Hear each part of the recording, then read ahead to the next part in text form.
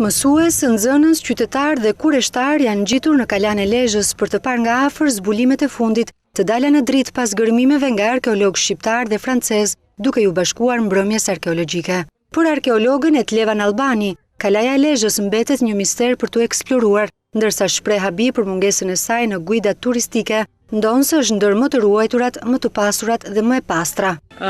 Kemi zbulime të reja, siç i patë edhe vetë, të shumta, dhe është shumë bukur dhe është synimi ynë në fakt që ta ndajmë gjithë këtë pasuri me banorët e Lezhës vetë, sepse kjo pasuri i takon banorëve të Lezhës.